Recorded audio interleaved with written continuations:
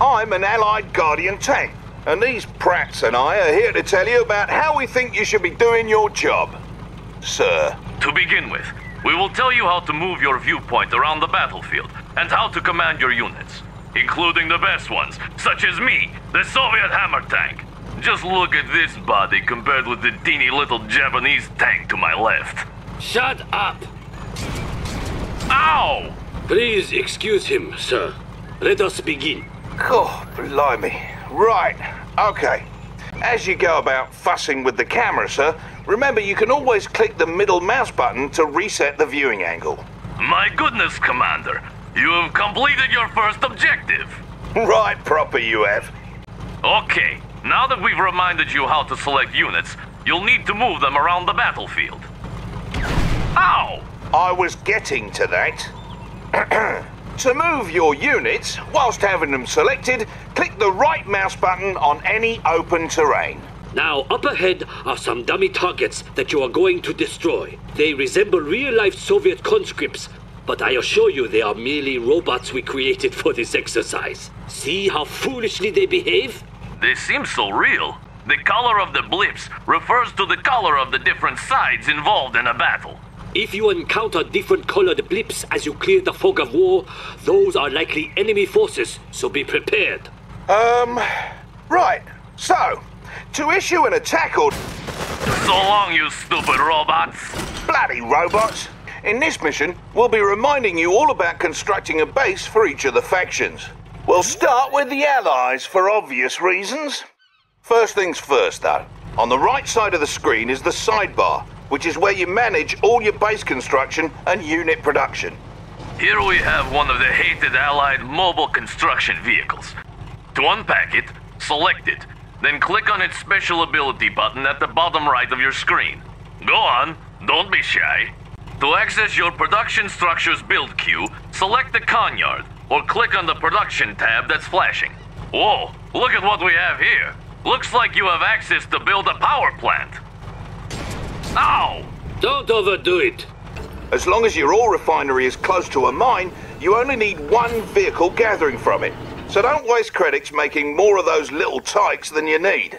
I always wonder, though, how come the mightiest nations in the world need to collect ore while killing each other? I mean, what is even in that stuff? Ow! Don't ask ridiculous questions. Ore is the primary resource in Red Alert 3. Refineries automatically convert it to credits, which is the currency used to purchase all units and structures. This will bring up the available units you're able to train. Let's train some so-called Peacekeepers. You may queue up multiple Peacekeepers by continuing to select on his portrait.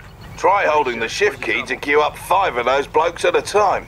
You need to decide when and where to request better tech when commanding the Allies. Else things may turn rotten. Yes. Also, should you ever have need to run away like a little girl, you may pack up your Conyard, then unpack it on the water. The boot camp and armor facility are the only Allied structures you may not place on the water. Your seaport, on the other hand, is the only structure you may not build on land. Ow! What was that for? Silence! Surely the commander wants to move on to the other factions by now. And of course, your Soviet structures may be placed at sea, with the exceptions of the barracks and war factory. Oi! Aren't you forgetting something? Nyet. At least, not anymore. All nanocore are amphibious, so they can cross land as well as water. This means the Empire of the Rising Sun can spread its borders far and wide. The Imperial Docks is the only structure that cannot unfurl on land, while the Mecha Bay and Instant Dojo cannot unfurl at sea. One last thing about Imperial production structures.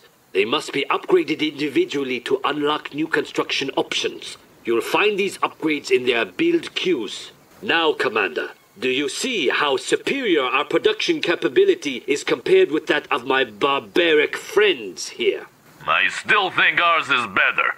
Oh no. Ow! Ow! Keep fussing with the Imperial build system if you want, and when you're all set, select me and we'll wrap up. Well, that concludes the lesson on base building. Don't worry, the other ones will be shorter. Mostly. Let's shove off, lads. Commander, see you then. Ow! Every unit in Red Alert 3 has some sort of special ability, in addition to its primary ability.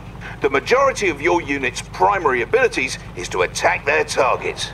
A unit's special ability may put a nasty status effect on an enemy. Now then, use the shrink beam on my good friend the Soviet Hammer tank. Wait, what? No way, not me again!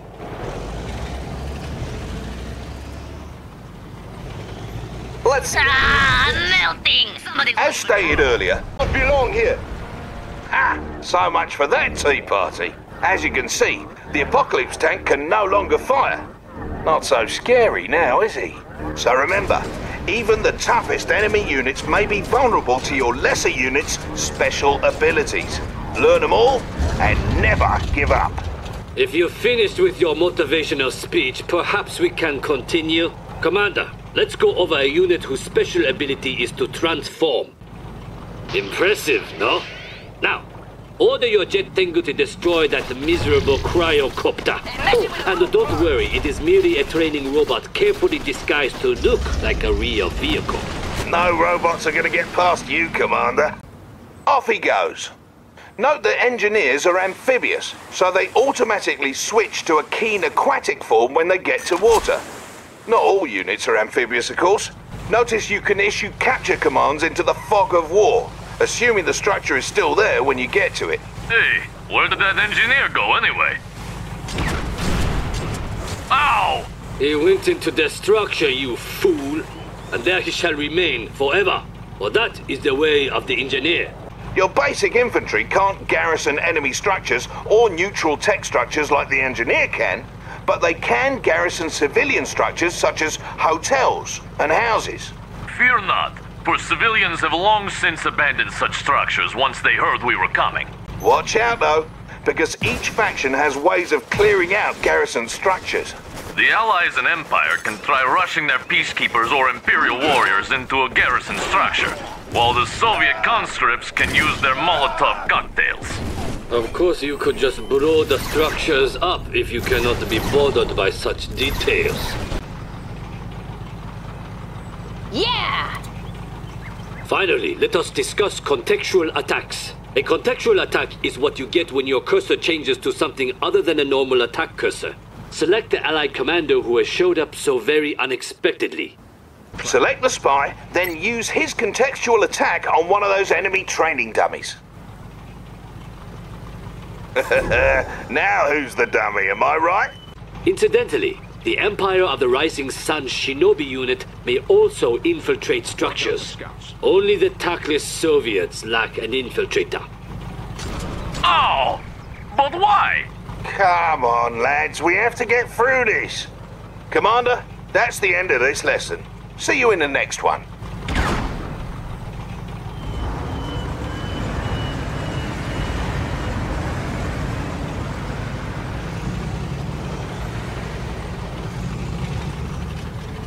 Try selling one of those power plants now. It was a good power plant. But you can build another. Don't go crazy selling everything. What would your friends think if you failed a tutorial mission?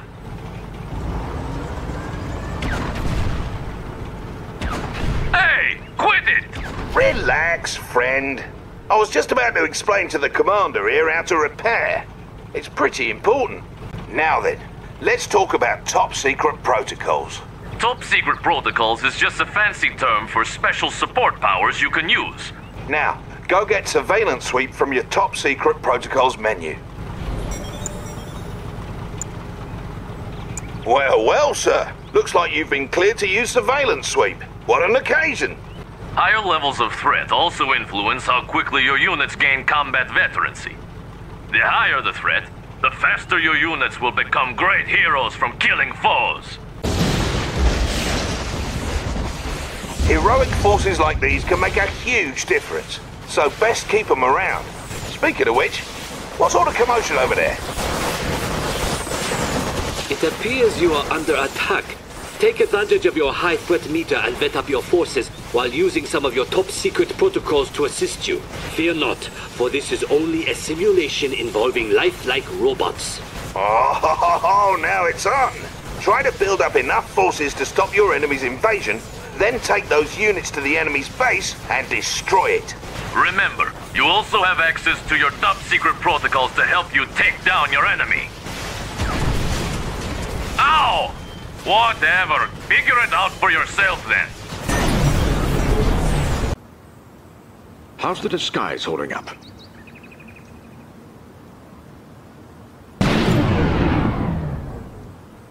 Excellent, Commander.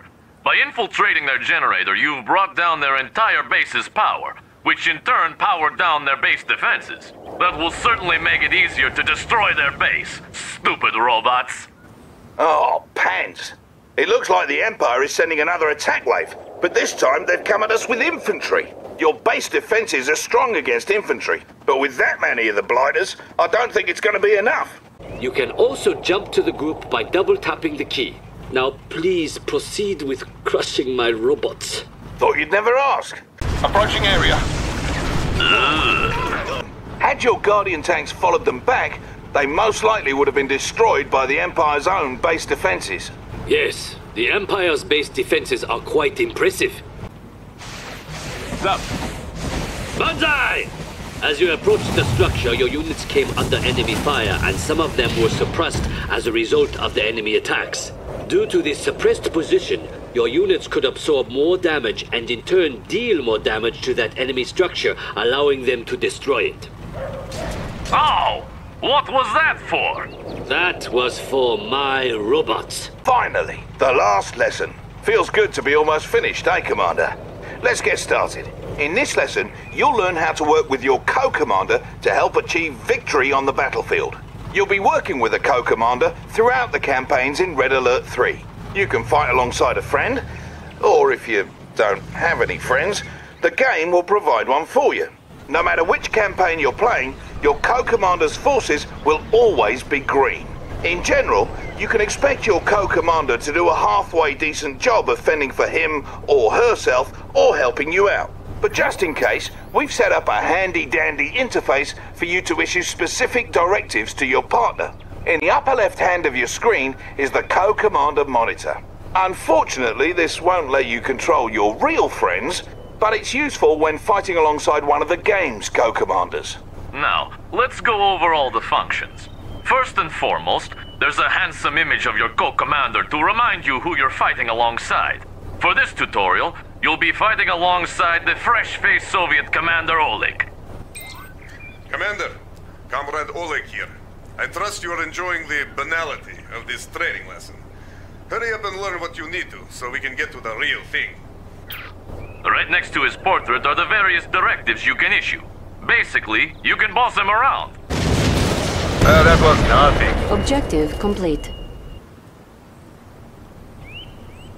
That is how we do it in Russia. As you can see, your co-commander can help you do some of the heavy lifting. Now get out there and knock some heads together. Go on, what are you waiting for? A fancy ending with a sappy montage? As for you boys, the truce is off! Finally, you jerks! Shut up!